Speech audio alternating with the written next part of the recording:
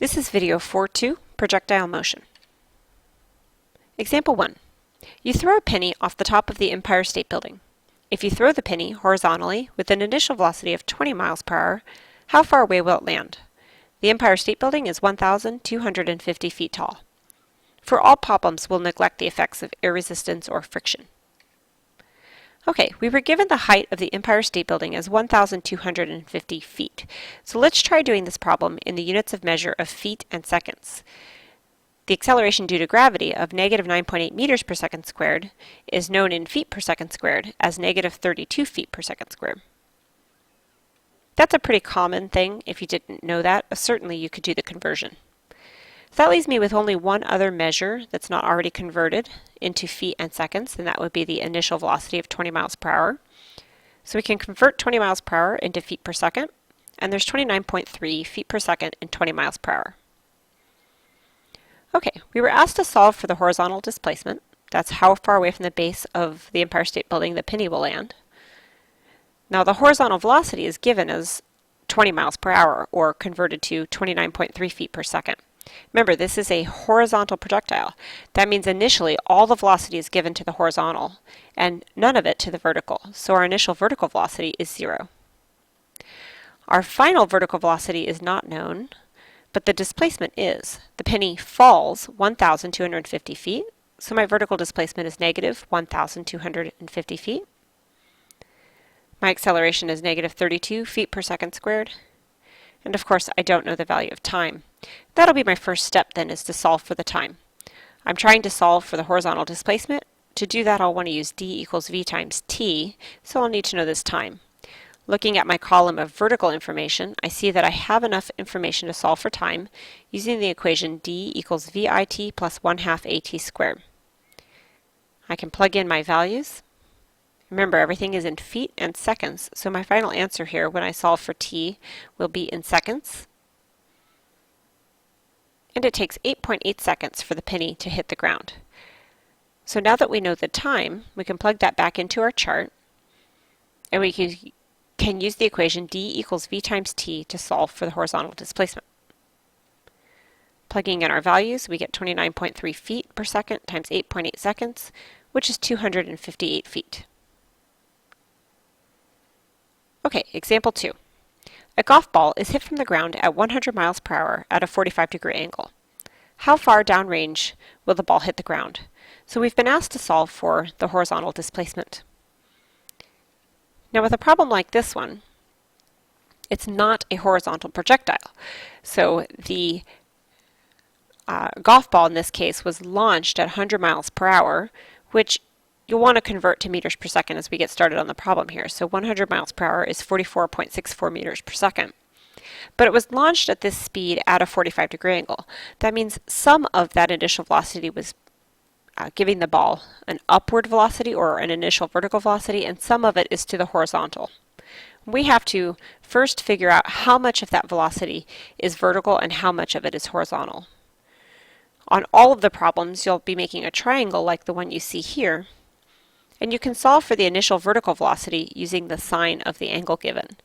So sine theta equals initial vertical velocity over the hypotenuse, which is the given velocity, or the initial vertical velocity will always be v sine theta. So I'm not going to draw the triangles again and write out these equations again. When I'm looking for the initial vertical velocity that I'm going to plug in right here, I'm just going to think v sine theta for all of the problems that we do that are not horizontal projectiles. And likewise, for solving for the horizontal velocity, I'll be using v cosine theta. So when I have a non-horizontal projectile, the first thing I'm doing here is thinking, okay, what's the velocity times the cosine of the angle? That'll tell me how much of that velocity is horizontally directed. What's the velocity times the sine of the angle? Because that'll tell me how much of that velocity is vertically directed. Okay, so for this problem, and with the numbers that we were given, we can plug in then 44.64 sine 45, which of course will tell us our initial vertical velocity, 31.6 meters per second. And then I could calculate 44.64 cosine 45. Of course, I also could recognize that the sine 45 and cosine 45 are the same value and not have to do all that work again. So that 44.64 meters per second was at an angle, but it gave the ball an initial horizontal velocity of 31.6 meters per second and an initial vertical velocity of 31.6 meters per second. Okay, let's keep plugging in here. I was not given the value of time. Now, I do know the final vertical velocity because this is a projectile that was launched at the ground and then landed at the ground. So since it's launched and landing at the same height, I know that the final vertical velocity is the same as the initial vertical velocity. The only difference is initially the ball is shot up, but in the final situation the ball is coming back down. So the final vertical velocity then is negative 31.6 meters per second. I also know the value of the displacement, the vertical displacement, because the ball is launched from the ground and lands on the ground. It goes from ground level to ground level, or the vertical displacement is 0. The acceleration is negative 9.8 meters per second squared. And now I want to use the information in the vertical column to solve for time, so that I'll have enough information then to go back and solve for the horizontal displacement. When I look at what I actually have choices of which equation I'd like to use. I think I'd like to use the first one since it's the easiest, and I do have all those values, and I can plug them in and solve for time, and it takes the ball 6.4 seconds. Okay, now that I know that the ball will be in the air for 6.4 seconds, I can figure out then how far it will move horizontally using d equals v times t. 31.6 meters per second times 6.4 seconds gives me 202 meters. Let's take quiz number 1. Example 3. A rock is kicked upward off a cliff and the rock lands 6.3 meters from the base of the cliff. If the rock were kicked at 5 meters per second, 40 degrees above the horizontal, how high is the cliff? So let's plug in what we were given. We know that the horizontal displacement of the rock will be 6.3 meters. It's said in the problem that the rock will land 6.3 meters from the base of the cliff, so that's how far it's traveling horizontally. What I'm looking for is the vertical displacement. Although it's going up and back down, the vertical displacement will tell me how far away the initial position is from the start position, which of course is the height of the cliff. Okay, the horizontal velocity then, remember this is not a horizontal projectile, so we have to break that initial velocity of 5 meters per second into its horizontal and vertical components. And the horizontal component is always v cosine theta. So we're going to plug in 5 times the cosine 40, and to get the initial vertical velocity, it's v sine theta, or 5 sine 40. Plugging those numbers into my calculator, I get the initial horizontal velocity is 3.8 meters per second, and the initial vertical velocity is 3.2 meters per second. Now I cannot assume that the final vertical velocity is the same value but opposite direction, like I did in the last problem, because in this problem, the launch height and land height aren't the same, since it goes from a higher up to a lower down value as far as the vertical displacement. The initial vertical velocity and the final vertical velocity are not the same. The vertical displacement is actually the value I'm solving for. The acceleration, of course, is negative 9.8 meters per second squared. Now, unlike the last problems, this time I'm going to use the horizontal information to solve for the time, so that I'll have enough information then to solve for the horizontal the vertical displacement. Okay, using d equals v times t and the information from the horizontal displacement and the horizontal velocity, I get that the rock was in the air for 1.7 seconds. So now that I know the time, I can use that time in the equation that does not contain final velocity, that would be this one, to solve for the vertical displacement. Plugging in my numbers, and it's very important that we plug in the acceleration as negative and the initial vertical velocity as positive, and solving, and you get negative 8.7 meters. And it makes sense that our answer is negative because the rock fell down. So the cliff must be 8.7 meters high.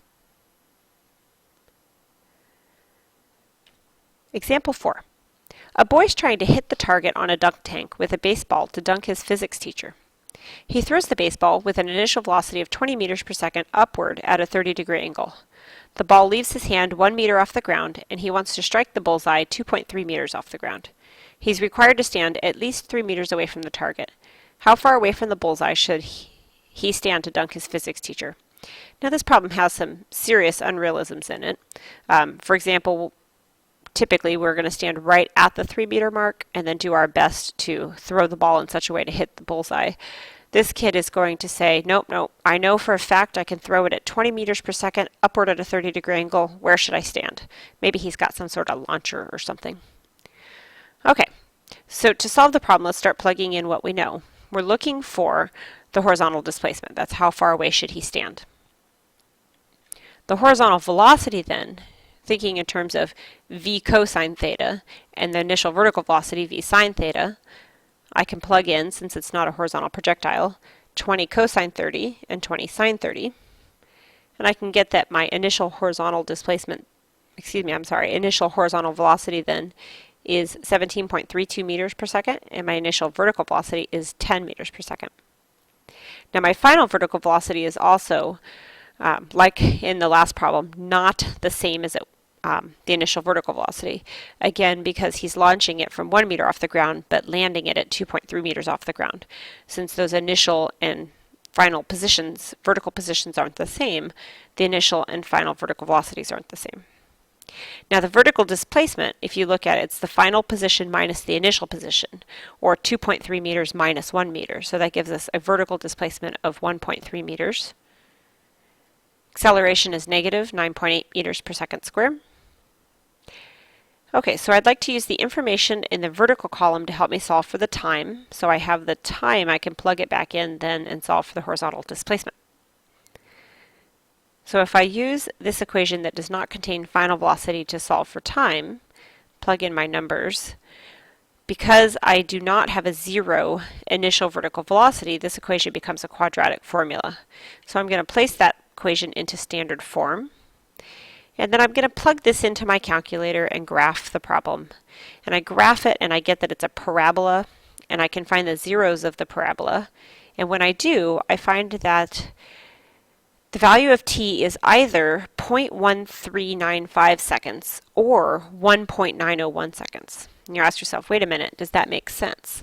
And it kind of does. Because either, I want to get the ball up here 1.3 meters higher than his launch position. Either it hits the target here, or if I scooch the target in, he could hit the target on the way up instead of on the ball on the way back down. That's why there's two answers to the problem. So we have to ask ourselves, which one is it? Does he do it on his way up with the launch, which would be the first time, or does he do it after it's risen up and then falling back down, which would be the second time? Well, technically he could do it either way. I guess the only question is he behind the 3-meter mark if he chooses to do it with the closer distance?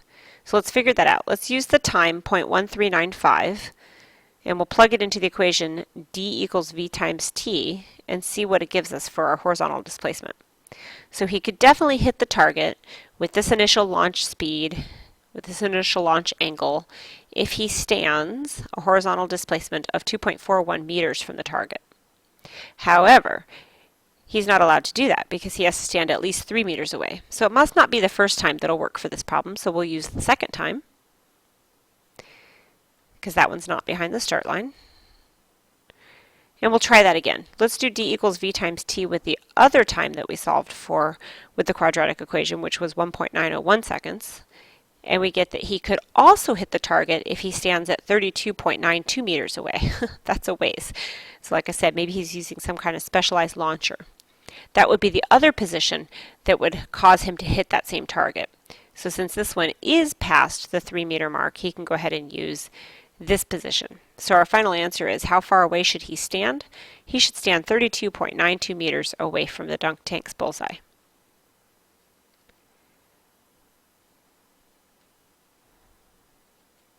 Quiz number 2.